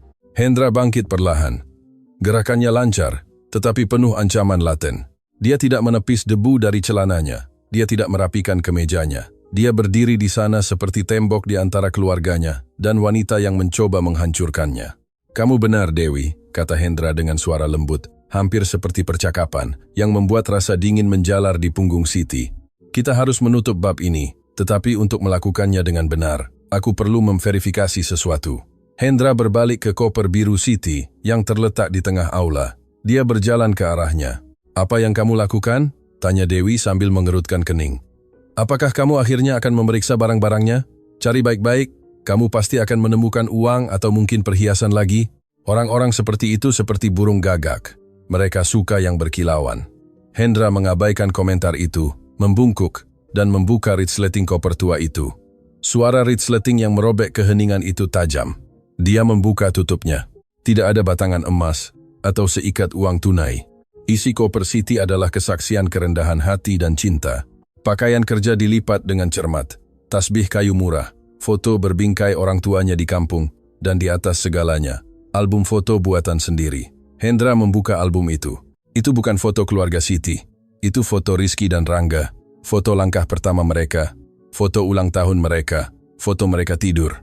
Siti tidak membawa benda bernilai uang. Dia membawa kenangan anak-anak yang dia cintai seperti miliknya sendiri. Hendra merasakan gumpalan di tenggorokannya, tetapi menelannya. Dia memasukkan tangannya ke saku samping tas kain berwarna krem yang juga ada di sana. Tas yang ditunjuk Rizky secara khusus. Jari-jarinya menyentuh logam dingin. Dia mengeluarkannya. Rolex emas dan berlian bersinar dengan tidak senonoh di bawah cahaya lampu gantung kristal. Kontras dengan kesederhanaan barang-barang Siti.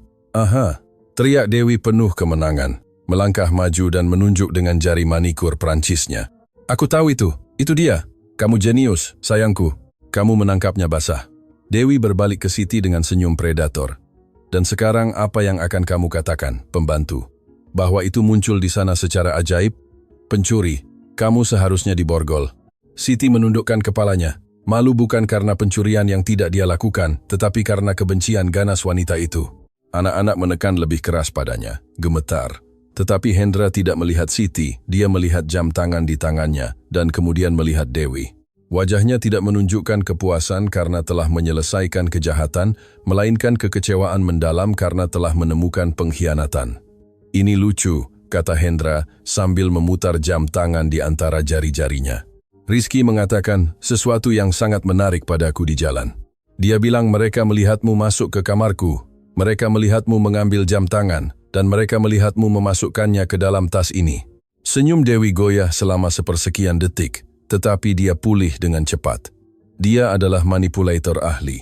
Hendra, demi Tuhan, apakah kamu akan percaya pada anak berusia 5 tahun? Mereka memiliki imajinasi yang terlalu aktif. Selain itu, mereka memujanya. Mereka akan berbohong untuk melindunginya. Sudah jelas dia memanipulasi mereka untuk mengatakan itu. Itu bagian dari rencananya. Dan apakah itu juga bagian dari rencananya bahwa anak-anakku memiliki memar di lengan mereka? Tanya Hendra. Suaranya naik volume, kehilangan kelembutan awal. Apakah itu juga bagian dari rencananya bahwa Rizky memiliki bekas cubitan di tempat-tempat di mana pakaian menutupi atau Rangga mengalami mimpi buruk denganmu? Dewi sedikit memucat. Dia mundur selangkah, hampir tersandung sepatu hak tingginya sendiri. Aku hanya mencoba mendisiplinkan mereka. Mereka liar. Hendra, kamu tidak ada di sini sepanjang hari. Kamu tidak tahu betapa sulitnya. Jangan bohong padaku. Teriakan Hendra bergema di dinding marmer seperti guntur. Dewi melompat karena terkejut menumpahkan sedikit anggur di karpet.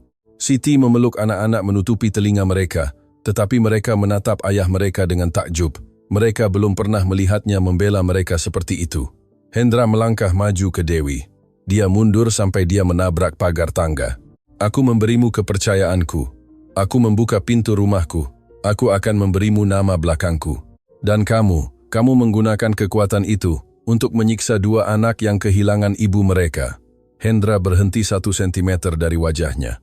Dia bisa mencium parfum mahalnya yang sekarang terasa menjijikkan baginya. Kamu merencanakan semua ini. Pencurian, pemecatan, semuanya untuk mengirim mereka ke sekolah asrama di Swiss dan menyimpan uang dan rumah mewah itu untukmu sendiri. Aku melakukannya untuk kita, bisik Dewi mencoba taktik putus asa terakhir. Dia menjatuhkan gelasnya ke lantai yang pecah berkeping-keping dan meraih kerah jas Hendra dengan tangan gemetar. Matanya dipenuhi air mata palsu. Hendra, sayangku, mengerti, mereka adalah penghalang. Mereka tidak membiarkan kita bahagia. Kamu dan aku pantas mendapatkan kehidupan yang bebas, bepergian, menikmati. Mereka akan lebih baik di Swiss dengan para profesional. Aku hanya ingin kita punya masa depan.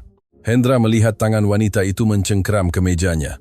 Dengan gerakan kasar dan jijik, dia melepaskannya seperti serangga beracun. Masa depan? Hendra tertawa, tawa kering tanpa humor. Kamu tidak menginginkan masa depan denganku. Kamu menginginkan kartu kreditku, dan untuk mendapatkannya, kamu bersedia mengorbankan kebahagiaan anak-anakku.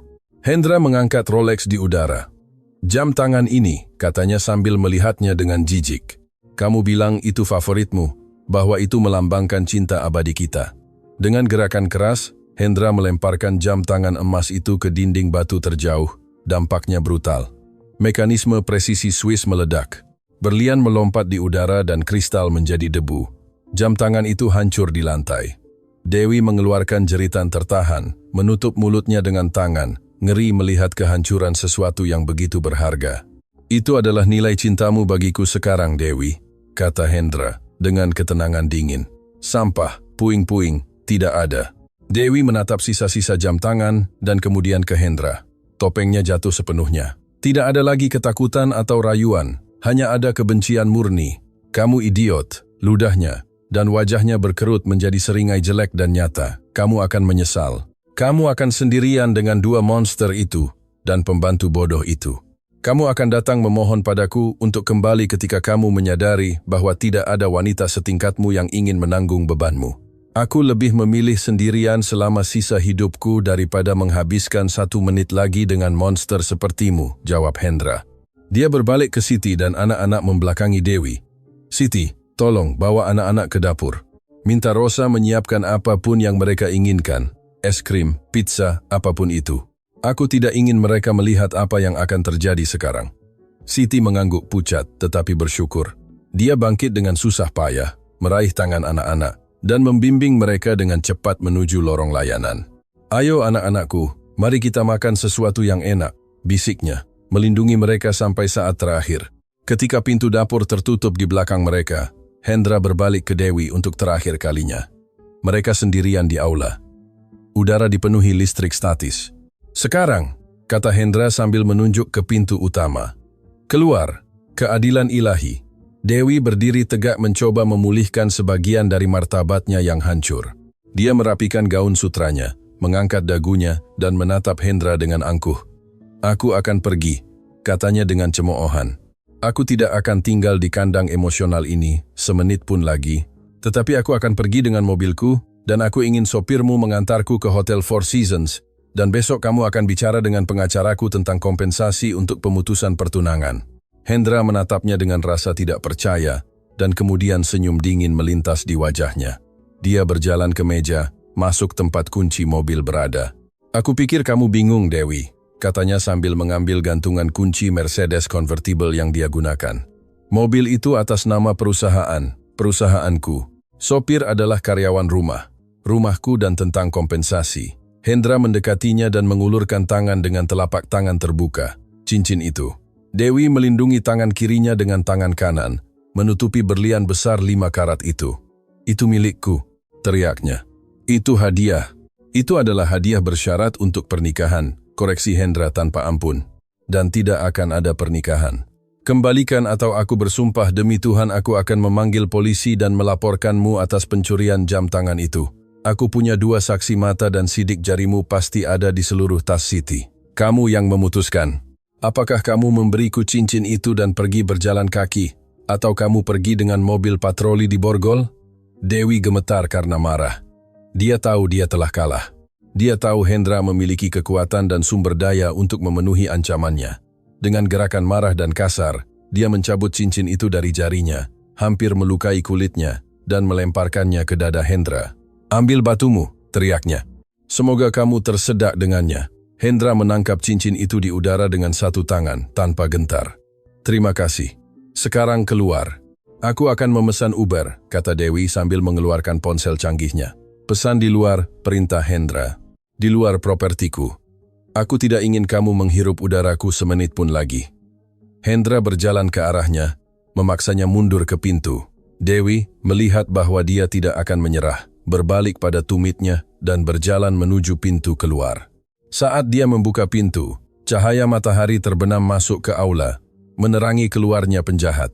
Tetapi sebelum melintasi ambang pintu, Dewi berhenti. Dia melihat sesuatu yang membuatnya mendidih. Di lorong yang terhubung dengan dapur, mengintip dengan diam-diam, ada Rosa, Juana, dan tukang kebun, Bapak Manuel, staf layanan, orang-orang yang telah dihina, diabaikan, dan diperlakukan Dewi seperti perabotan selama berbulan-bulan, ada di sana dalam keheningan. Mereka tidak mengatakan apa-apa, tetapi di wajah mereka ada kepuasan yang mendalam, kegembiraan yang sunyi. Rosa memiliki senyum kecil di bibirnya. Bapak Manuel melepas topinya dan mengangguk tak terlihat ke arah Hendra. Dewi merasa telanjang di bawah tatapan mereka. Dia tahu mereka merayakan kejatuhannya. Apa yang kalian lihat, bodoh? Teriak Dewi pada mereka, kehilangan kesabaran untuk terakhir kalinya. Kalian masih pembantu miskin. Tidak ada yang menjawab. Penghinaannya jatuh ke dalam kehampaan, tidak berdaya. Dia tidak lagi memiliki kekuasaan. Suaranya tidak lagi menyebabkan ketakutan, hanya kasihan. Hendra mendekati pintu. Selamat tinggal Dewi, katanya. Dewi keluar ke teras. Kontrasnya brutal. 1 jam yang lalu dia adalah nyonya rumah yang memberi perintah dan minum anggur. Sekarang dia berdiri di jalan, tanpa mobil, tanpa cincin, tanpa tunangan konglomerat, dan dengan reputasi ternoda. Hendra mendorong pintu kayu ek yang berat. Dan Dewi, kata Hendra sebelum menutup, menghentikan gerakan sejenak. Jika kamu berani mendekati anak-anakku lagi, aku tidak akan sebaik ini. Bam! Pintu tertutup itu definitif. Suara kunci otomatis meluncur adalah musik paling manis yang pernah didengar rumah itu selama bertahun-tahun. Hendra berdiri sejenak di depan pintu yang tertutup, menyandarkan dahinya di kayu dingin. Dia menutup mata dan menghembuskan napas panjang, melepaskan ketegangan, kebohongan, kebutaan berbulan-bulan. Keheningan di rumah itu berbeda. Sekarang itu bukan lagi keheningan yang menindas dan menakutkan, itu adalah keheningan yang bersih, keheningan damai. Hendra berbalik dan melihat karyawannya menatapnya dengan hormat dan untuk pertama kalinya dengan kasih sayang yang tulus. Rosa, kata Hendra dengan suara lelah tetapi ramah, tolong buang sisa-sisa jam tangan itu ke tempat sampah dan buka jendelanya. Aku ingin bau parfum murah itu hilang dari rumah ini. Ya Bapak, dengan senang hati, jawab Rosa dengan senyum berseri-seri. Dan anak-anak? Tanya Hendra. Mereka di dapur, Bapak, kata Juana bersemangat. Siti sedang menempelkan plester baru bergambar kartun yang ada di tasnya. Mereka makan kue dan tertawa. Senyum tulus, yang pertama dalam beberapa tahun, muncul di wajah Hendra. Bagus, saya akan ke sana. Malam ini saya makan malam di dapur bersama keluarga saya. Hendra melintasi aula melewati noda anggur di karpet tanpa peduli sama sekali. dan menuju cahaya hangat yang memancar dari pintu layanan, meninggalkan kemewahan dingin untuk memasuki kehangatan rumahnya yang sebenarnya. Di luar, di jalan yang mulai gelap, Dewi berjalan dengan susah payah di atas paving block dengan sepatu hak tingginya. Sendirian, sementara lampu rumah mewah tetangga menyala, mengingatkannya pada dunia yang tidak lagi dia miliki. Keadilan ilahi tidak turun dari surga dengan kilat dan guntur. Itu datang dalam bentuk ayah yang terbangun dan pintu yang tertutup. Klimaks emosional, penyembuhan. Pintu dapur sedikit terbuka, memancarkan seberkas cahaya keemasan dan hangat ke lorong yang remang-remang. Hendra berhenti tepat di ambang pintu, tersembunyi oleh kusen pintu, belum bisa masuk. Dia butuh waktu sejenak. Dia perlu mengamati dunia itu yang telah ada di bawah atapnya sendiri, dan yang dia, dalam kebutaannya sebagai pengusaha, telah abaikan sepenuhnya. Di dalamnya, adegan itu tampak seperti diambil dari era lain, dari lukisan Renaissance tentang pengabdian keibuan. Siti sedang duduk di kursi kayu sederhana dengan Rangga di pangkuannya, dan Rizky berdiri di sampingnya, bersandar di bahunya. Tidak ada kemewahan di sana. Tidak ada marmer, tidak ada sutra, tidak ada jam tangan emas. Hanya ada bau vanila, susu hangat, dan alkohol obat. "Apakah masih sakit sekali, sayangku?" tanya Siti dengan suara berbisik saat dia selesai menempelkan plester dengan gambar superhero di jari telunjuk Rangga. "Sedikit," jawab anak itu sambil mengendus hidungnya. "Tapi Mama memberiku ciuman ajaib, jadi akan segera sembuh." Ciuman Mama Siti menyembuhkan segalanya, tegas Rizky dengan keseriusan mutlak, membelai pipi saudaranya. Hendra merasakan gumpalan di tenggorokannya begitu erat, sehingga sulit menelan. Mama Siti. Anak-anaknya telah memberinya gelar paling sakral di dunia kepada seorang karyawan yang dia bayar gaji minimum. Dan dia, jauh dari menolaknya, membawanya dengan martabat yang tidak bisa disamai oleh perhiasan apapun. Siti mendongak dari jari Rangga dan menatap Rizky. Dia melihat luka di lengannya, sudah bersih tetapi masih merah dan marah. Matanya dipenuhi air mata, tetapi dia menelannya dengan cepat agar tidak menakuti mereka. "Kalian sangat berani," kata Siti sambil mengusap tangannya yang kasar di rambut mereka yang acak-acakan. "Apa yang kalian lakukan hari ini, melompat dari jendela itu sangat berbahaya. Saya sangat takut. Jangan lakukan lagi, kalian dengar. Hati saya tidak tahan dengan begitu banyak ketakutan. Aku harus menyelamatkanmu," kata Rizky sambil mengangkat bahu seolah itu sudah jelas. "Kamu adalah keluarga kami, Ayah. Ayah disihir oleh penyihir itu. Kami harus membangunkannya." Hendra menutup matanya menyandarkan dahinya ke kusen pintu. Disihir. Kepolosan anak-anaknya memiliki presisi bedah untuk menggambarkan kelalaiannya. Dia memutuskan bahwa dia tidak bisa lagi bersembunyi. Dia menarik napas dalam-dalam, merapikan kemejanya yang kusut, dan mendorong pintu dengan lembut. Suara engsel membuat ketiganya menoleh pada saat yang sama. Ada saat ketegangan naluriah, anak-anak menegang di pangkuan Siti, refleks yang dikondisikan oleh berbulan-bulan melihat Dewi masuk untuk memarahi mereka. Tetapi melihat bahwa itu adalah ayah mereka dan bahwa dia datang tanpa jas, dengan lengan digulung dan wajah bersih dari amarah, bahu mereka sedikit rileks. Siti mencoba bangkit segera, membuat isyarat untuk menurunkan Rangga. "Bapak Hendra, maaf, kami sedang." "Jangan bangun," kata Hendra cepat, mengangkat tangan sebagai isyarat damai. Suaranya lembut, tanpa otoritas logam yang biasa dia gunakan. "Tolong, Siti, tetap duduk." Hendra masuk ke dapur. Dia merasa seperti penyusup di rumahnya sendiri. Raksasa kikuk memasuki tempat suci yang halus. Dia menyeret bangku tinggi dari Pulau Tengah dan meletakkannya di depan mereka, duduk sejajar dengan tinggi mereka. Dia lutut ke lutut dengan Siti. Dia menatap anak-anaknya, lalu menatap mata Siti. Keheningan meregang penuh dengan emosi yang tidak terucapkan. "Siti," Hendra memulai dan suaranya sedikit bergetar. "Saya tidak punya kata-kata. Kamu terlalu sedikit untuk meminta maaf. Apa yang kamu lihat hari ini? Cara saya memperlakukan kamu di jalan. Cara saya membiarkan wanita itu mempermalukan kamu. Itu tidak termaafkan." Siti menggelengkan kepalanya dengan lembut, menunduk ke tangannya yang saling menggenggam dengan tangan anak-anak. "Rasa takut membuat kita melakukan hal-hal buruk, Bapak. Anda takut untuk anak-anak Anda. Saya mengerti itu." "Tidak," koreksi Hendra dengan tegas. "Itu bukan hanya ketakutan, itu adalah kesombongan, itu adalah kebutaan. Saya pikir uang memberi saya alasan dan saya hampir kehilangan satu-satunya yang penting." Hendra membungkuk ke depan menyandarkan siku di lututnya. "Saya ingin memperbaikinya. Saya tahu saya tidak bisa menghapus apa yang terjadi, tetapi saya ingin memperbaiki masa depan." Hendra memasukkan tangannya ke saku celananya dan mengeluarkan buku cek. Dia meletakkannya di atas meja, tetapi tidak membukanya. Saya akan melipat gandakan gaji Anda mulai hari ini, kata Hendra berbicara cepat, mencoba menggunakan bahasa bisnisnya yang biasa untuk menyelesaikan masalah emosional. Anda akan memiliki asuransi kesehatan swasta untuk Anda dan orang tua Anda di kampung, cuti berbayar, mobil sendiri jika Anda menginginkannya, dan saya akan mengembalikan kamar Anda. Kita akan mendekorasinya sesuai keinginan Anda. Hanya saya minta Anda untuk tidak pergi, untuk tidak meninggalkan kami. Anak-anak menatap Siti dengan mata lebar, menunggu jawabannya. Rangga meremas tangannya dengan kuat. Siti menatap buku cek di atas meja. Kemudian dia menatap wajah Hendra yang putus asa. Senyum sedih dan manis melengkungkan bibirnya. Dengan kelembutan yang tak terbatas, dia mendorong buku cek itu kembali ke Hendra. Simpan uang Anda, Bapak Hendra. Hendra membeku. Kepanikan kembali ke matanya. Itu tidak cukup, Siti. Saya bisa membayar lebih. Beritahu saya angkanya, apapun itu. Jual hargamu. Itu masalahnya Bapak, kata Siti. Dan suaranya memperoleh ketegasan baru, otoritas moral yang membuatnya tampak raksasa di kursi kayu itu. Apakah Anda pikir ini adalah pekerjaan? Apakah Anda pikir saya merawat Rizky dan Rangga karena cek yang Anda berikan setiap 2 minggu? Siti membelai kepala Rangga, yang menutup matanya saat disentuh. Saya tidak menjatuhkan diri ke lantai, berlutut hari ini demi uang. Saya tidak menahan penghinaan Nyonya Dewi demi uang.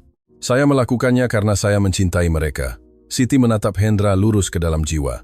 Cinta tidak memiliki daftar gaji, Bapak. Jika saya tinggal, itu bukan karena 3 kali lipat gaji. Itu karena anak-anak ini membutuhkan saya dan karena saya tidak akan tahu bagaimana hidup tanpa melihat mereka tumbuh. Hendra merasa penghalang terakhir egonya runtuh. Dia menarik tangannya dari buku cek seolah-olah terbakar. Dia menyadari betapa kecilnya dunianya tentang keuangan dibandingkan dengan alam semesta emosional wanita sederhana itu. Kamu benar, bisik Hendra sambil menundukkan kepalanya malu lagi. Saya bodoh. Saya terus mencoba membeli apa yang tidak bisa dijual. Ayah bukan orang bodoh, kata Rizky tiba-tiba. Dia melepaskan diri dari Siti dan melangkah ke arah ayahnya. Dia meletakkan tangan kecilnya dengan plester baru di atas lutut Hendra. Ayah hanya tersesat, seperti ketika kami tersesat di supermarket dan menangis. Tapi kami sudah menemukan ayah. Hendra mendongak dengan mata basah. Dia melihat putranya, begitu bijak untuk usianya, ditempa dalam rasa sakit karena ketidakhadiran ibu dan kelalaian ayah. Hendra meraih tangan Rizky dan menciumnya. Kemudian dia menatap Siti. Jadi, kamu akan tinggal? Tanyanya, dengan kerentanan seorang anak. Saya tinggal, tegas Siti sambil tersenyum, tetapi dengan satu syarat. Apapun itu, kata Hendra seketika. Anda harus hadir, kata Siti sambil menunjuknya dengan jari. Saya bisa menjaga mereka, saya bisa memberi mereka makan dan menyembuhkan luka mereka, tetapi saya tidak bisa menjadi ayah mereka. Mereka membutuhkan Anda, bukan pria yang menandatangani cek, tetapi pria yang bermain di lantai dan membacakan cerita. Jika Anda menghilang lagi di kantor Anda dan meninggalkan kami sendirian, maka ya, saya akan pergi, karena saya tidak akan menjadi kaki tangan pengabaian lain. Hendra mengangguk dengan sungguh-sungguh. Itu adalah kesepakatan yang adil. Itu adalah kesepakatan hidupnya. Kesepakatan selesai, kata Hendra sambil mengulurkan tangan kanannya ke Siti. Kali ini Siti tidak ragu karena tangannya yang kotor atau kasar. Dia menjabat tangan Hendra dengan kuat. Itu adalah perjanjian yang disegel di dapur. Tanpa pengacara, tanpa notaris, tetapi lebih mengikat daripada kontrak bisnis apapun. Ya! Teriak si kembar serempak, memecah kesungguhan saat itu. Rangga melompat dari pangkuan Siti dan menerjang ke pelukan ayahnya. Rizky bergabung dalam pelukan. Hendra menerima mereka membenamkan wajahnya di leher mereka, mencium aroma masa kecil yang hampir hilang selamanya. Siti melihat mereka dengan air mata mengalir bebas di pipinya, merasa bahwa akhirnya badai telah berlalu. Perubahan peran. Matahari telah terbenam sepenuhnya dan malam menyelimuti rumah mewah itu, tetapi di dapur cahaya itu cerah dan suasananya meriah. Aku lapar. Umum Rangga. Memecah momen sentimental dengan urgensi biologis anak berusia 5 tahun. Sangat lapar seperti serigala. Hendra tertawa menyeka matanya dengan punggung tangan secara diam-diam. Baik, Tuan Serigala, apa yang kamu ingin makan malam? Kita bisa memesan apapun yang kamu mau. Sushi, pizza, hamburger. Tidak, teriak keduanya. Kami ingin panekuk Mama Siti. Hendra berkedip. Panekuk untuk makan malam. Dia menatap Siti bingung. Apakah itu bergizi? Siti bangkit merapikan celemeknya yang robek yang masih dia kenakan. Kadang-kadang, Bapak, jiwa membutuhkan lebih banyak gula daripada vitamin. Hari ini adalah malam panekuk perayaan. Panekuk kalau begitu, Hendra menyetujui. Dia berdiri. Aku akan memanggil Rosa untuk menyiapkannya. Tidak, kata Siti menghentikannya dengan tatapan lucu. Rosa dan Juana sudah pergi beristirahat. Mereka mengalami hari yang panjang dengan semua pertunjukan Nyonya Dewi. Hendra melihat dapur yang luas, penuh dengan peralatan stainless steel yang tampak seperti kontrol pesawat ruang angkasa. Kalau begitu, kamu yang membuatnya? Kita yang membuatnya, koreksi Siti. Dan ketika saya mengatakan kita, maksud saya semua orang, termasuk Anda, Bapak Hendra. Aku? Hendra mundur selangkah, khawatir. Siti, saya tidak tahu cara memasak. Satu-satunya hal yang saya tahu cara melakukannya di dapur adalah mengambil air dan kadang-kadang esnya jatuh. Saya bisa membakar air, Siti. Rizky dan Rangga tertawa menutup mulut mereka. Itu mudah, Ayah, kata Rizky meraih tangannya dan menyeretnya ke dapur. Ayah mengocok telur. Itu menyenangkan. Dan begitulah transformasi nyata dimulai. Pria yang pagi itu telah menyelesaikan merger miliaran melalui telepon. Kini berdiri di depan mangkuk adonan dengan lengan kemeja sutranya digulung hingga ke siku, memegang pengocok kawat dengan konsentrasi tegang, yang sama seperti dia akan memegang pisau bedah. Pelan-pelan, Bapak, Siti menginstruksikan, yang berada di samping kompor memanaskan mentega. Jika Anda mengocok begitu cepat, Anda akan menghias dinding dengan tepung. Itu adalah teknik efisiensi, Hendra bercanda, meskipun dia memperlambat kecepatan. Begitu lebih baik. Dengan cinta, bukan dengan amarah. Dapur dipenuhi suara pengocok, desisan mentega, tawa anak-anak yang mencoba mengatur meja. Hendra mengamati anak-anaknya. Rangga mencoba membawa piring, berjalan dengan lidah menjulur karena konsentrasi. Rizky melipat serbet kertas menjadi bentuk aneh yang dia sebut pesawat. Hei Rizky, kata Hendra sambil terus mengocok. Ayah tidak pernah tahu kamu suka pesawat. Rizky menatapnya terkejut. Ayah, aku punya spray pesawat dan lampuku adalah astronot. Aku suka langit. Hendra merasakan rasa malu. Tentu, itu ada di kamarnya.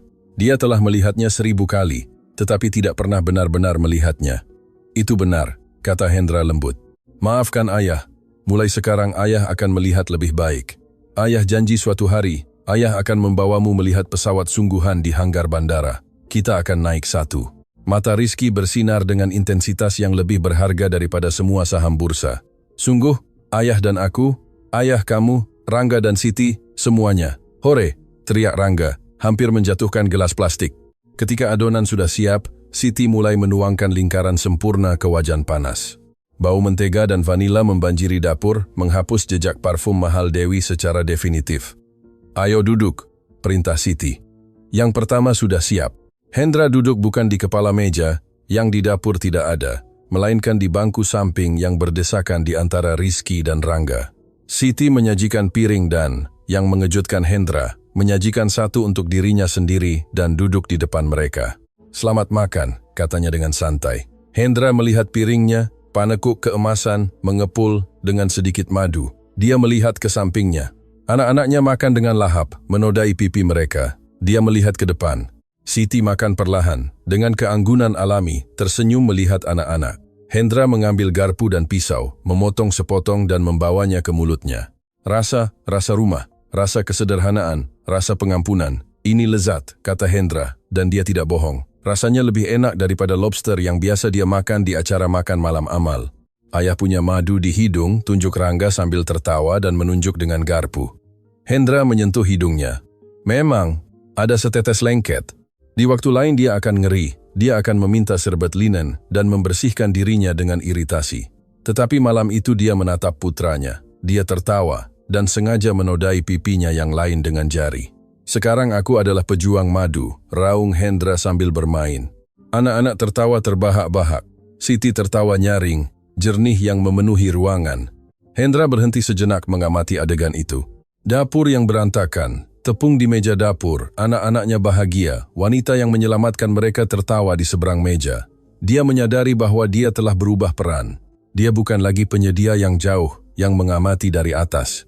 Sekarang dia adalah seorang partisipan. Dia ada di arena. Dia kotor, lelah secara emosional, tetapi dia merasa lebih hidup dari sebelumnya. Dia menatap mata Siti di atas menara panekuk.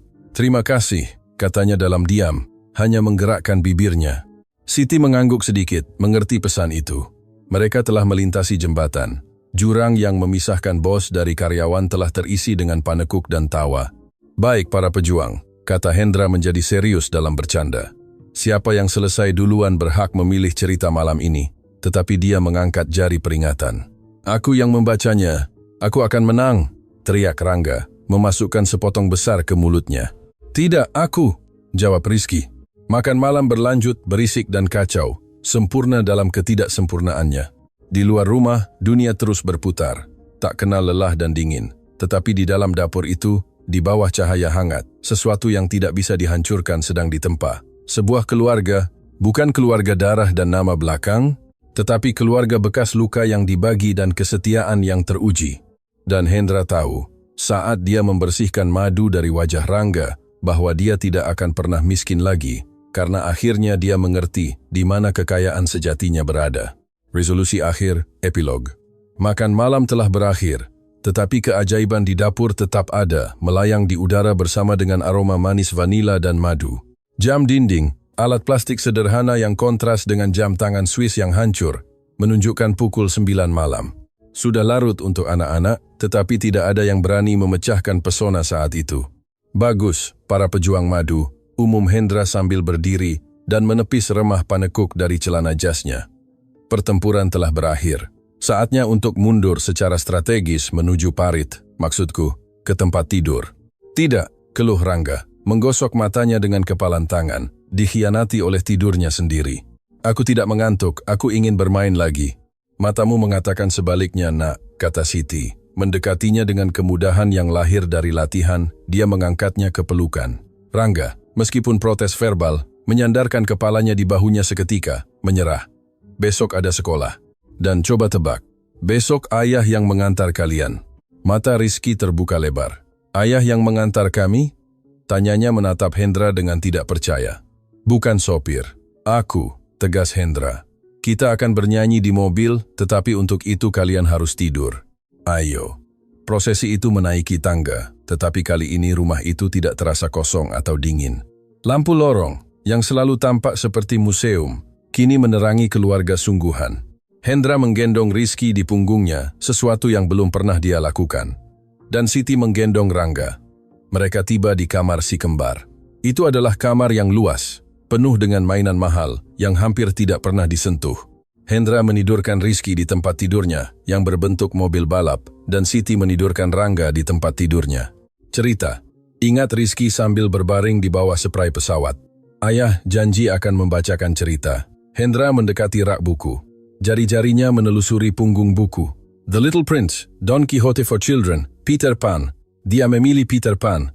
Dia duduk di kursi goyang di antara dua tempat tidur, membuka buku dan mulai membaca. Pada awalnya, suaranya terdengar kaku, terbiasa membaca laporan keuangan dan kontrak hukum. Dia membaca tanpa intonasi, tersandung pada kata-kata fantastis. Tetapi Siti, yang berdiri di samping pintu mengamati, tersenyum padanya dan memberi isyarat agar dia lebih santai. Hendra menarik napas dalam-dalam, menatap anak-anaknya yang mengamatinya dengan pengabdian, dan kemudian membiarkan anak di dalam dirinya keluar. Anak itu yang telah dia kubur di bawah lapisan tanggung jawab dan rasa sakit mulai membuat suara. Dia membuat suara melengking Tinkerbell, suara berat Kapten Hook. Rizky dan Rangga tertawa. Tawa mengantuk dan bahagia. Perlahan-lahan kelopak mata mereka menjadi berat. Napas Rangga menjadi berirama dan dalam. Rizky menahan sedikit lebih lama, berjuang untuk menikmati setiap detik kehadiran ayahnya, tetapi akhirnya menyerah pada tidur. Hendra menutup buku dengan lembut. Keheningan di kamar itu sakral. Dia bangkit dengan hati-hati agar tidak membuat lantai kayu berderit dan mendekati masing-masing. Dia mencium dahi, Rangga membelai perban di tangannya. Dia mencium dahi Rizky, menyentuh plester di lengannya. "Selamat malam sayangku," bisik Hendra dengan suara tercekat oleh emosi yang memenuhi dadanya hingga sakit. "Kalian tidak akan pernah sendirian lagi. Saya janji." Dia berbalik ke pintu. Siti masih di sana, bersandar di kusen, dengan tangan bersilang dan ekspresi kedamaian mutlak di wajahnya. Hendra berjalan ke arahnya, dan mereka keluar ke lorong meninggalkan pintu sedikit terbuka, seperti yang disukai Rizky, agar tidak takut. "Anda melakukannya dengan sangat baik, Bapak," bisik Siti. "Anda punya bakat untuk suara bajak laut." "Terima kasih, Siti," jawabnya sambil tersenyum lelah, tetapi dengan cahaya di matanya. "Meskipun saya pikir Kapten Hook terdengar sedikit seperti akuntan saya." Mereka berjalan diam-diam di lorong sampai mereka mencapai balkon utama, yang sama dari mana Dewi mengamati tragedi beberapa jam sebelumnya. Hendra membuka pintu kaca, dan mereka keluar ke malam yang sejuk. Udara berbau tanah lembab. Hendra bersandar di pagar batu, melihat ke jalan yang gelap, ke titik yang tepat di mana dia jatuh berlutut sore itu. "Siti," katanya tanpa melihatnya, melihat ke kehampaan. "Hari ini kamu menyelamatkan 3 nyawa. Tidak hanya anak-anak, kamu juga menyelamatkan nyawaku." Siti berdiri di sampingnya, menghormati keheningan malam. "Anda menyelamatkan diri Anda sendiri, Bapak Hendra. Anda memutuskan untuk membuka mata. Banyak pria di posisi Anda akan memilih kenyamanan kebohongan. Mereka akan membiarkan Nyonya Dewi menang agar tidak menghadapi skandal. Anda memilih kebenaran. Itu adalah keberanian." Hendra berbalik untuk melihatnya. Cahaya bulan memandikan wajah Siti, melembutkan fitur wajahnya, membuatnya tampak seperti malaikat penjaga berpakaian sederhana. "Saya tidak ingin kamu menjadi karyawan saya," Hendra melepaskan tiba-tiba. Siti menegang. Rasa takut bersinar di matanya selama sedetik. "Apakah Anda memecat saya lagi?" tanyanya dengan suara pelan. "Tidak, demi Tuhan, tidak." Hendra bergegas mengoreksi sambil melangkah lebih dekat. "Maksud saya tidak ingin kamu menjadi hanya seorang karyawan. Saya tidak ingin kamu memakai seragam. Saya tidak ingin kamu makan di dapur sementara saya makan di ruang makan. Saya ingin kamu menjadi bagian dari ini, dari keluarga. Saya ingin kamu menjadi guru anak-anak, pemandu mereka, penasihat hidup saya, jika itu bisa disebut begitu." Hendra mencari kata-kata dengan canggung mencoba mendefinisikan perasaan yang baru saja mereka rasakan, dan itu jauh lebih besar daripada kontrak kerja. "Saya ingin kamu memiliki otoritas, bahwa jika kamu melihat saya gagal sebagai ayah, kamu memiliki kekuatan untuk memberitahu saya tanpa takut saya akan memecatmu. Saya ingin kita menjadi sebuah tim. Apakah kamu menerima?" Siti menatapnya dalam-dalam. Dia melihat pria di balik uang, dia melihat kesepian yang juga dia bawa dan dia tersenyum. "Saya menerima untuk menjadi bagian dari tim Bapak.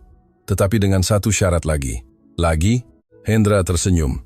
"Kamu negosiator yang tangguh. Katakan, berhentilah memanggil saya Siti saja atau Bapak. Nama saya Siti Maria, dan saya suka dipanggil dengan nama depan. Jika kita akan menjadi keluarga, kita harus berbicara seperti keluarga." Hendra mengangguk, merasa bahwa satu beban lagi terangkat dari bahunya. "Baik, Siti Maria, dan kamu harus berhenti memanggil saya Bapak atau Bapak Hendra. Panggil saya Hendra saja. Saya akan mencoba." "Hendra," katanya sambil mencoba nama itu di lidahnya. Kedengarannya aneh, tetapi kedengarannya bagus. Kedengarannya seperti masa depan. Mereka berdiri di sana sejenak lagi di bawah bintang-bintang. 2 jiwa dari dunia yang berbeda yang telah bertabrakan untuk menyelamatkan yang paling penting, cinta tak bersalah dari 2 anak. Lompatan. Waktu. 1 tahun kemudian. Jalan paving block yang sama bersinar di bawah matahari sore. Tetapi kali ini cahaya itu tidak kejam atau dramatis.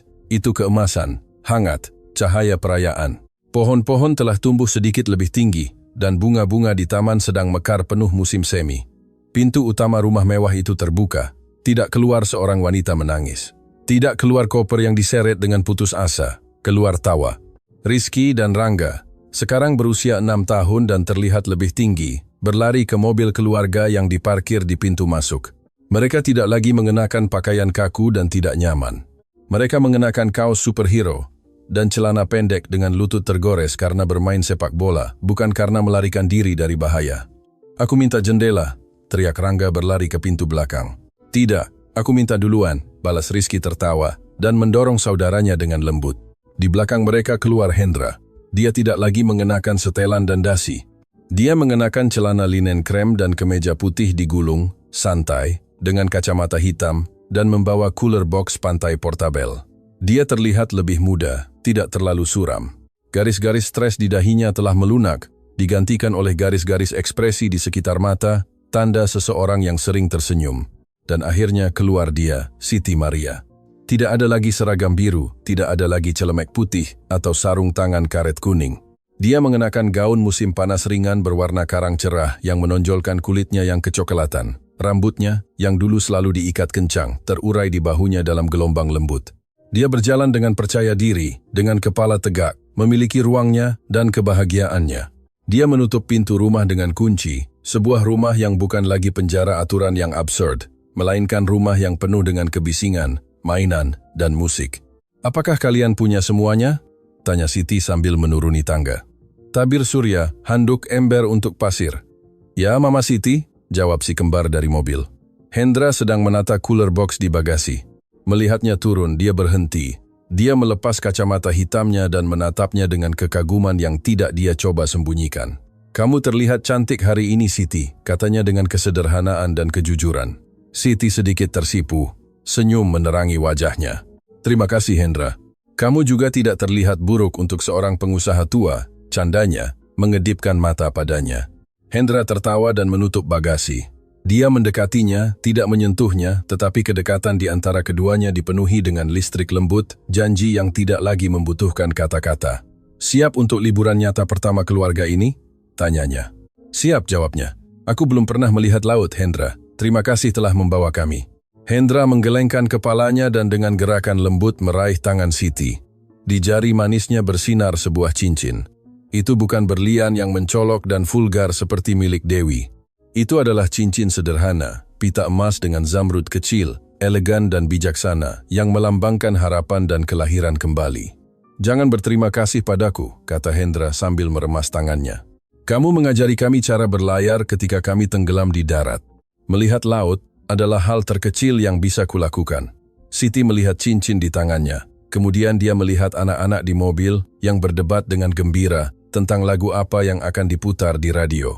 "Tahukah kamu," kata Siti, merenung, "setahun yang lalu saya keluar dari pintu ini, berpikir bahwa hidup saya telah berakhir. Saya pikir Tuhan telah meninggalkan saya. Dan sekarang?" tanya Hendra. "Sekarang saya tahu bahwa Tuhan menulis lurus dengan garis yang bengkok." Siti meremas tangan Hendra. "Kadang-kadang kita harus kehilangan segalanya untuk menyadari apa yang benar-benar berharga." "Ayah, Siti, ayo," teriak Rangga dari jendela. "Laut tidak akan menunggu kita. Kami datang, tidak sabar," teriak Hendra kembali. Dia membuka pintu penumpang depan untuk Siti.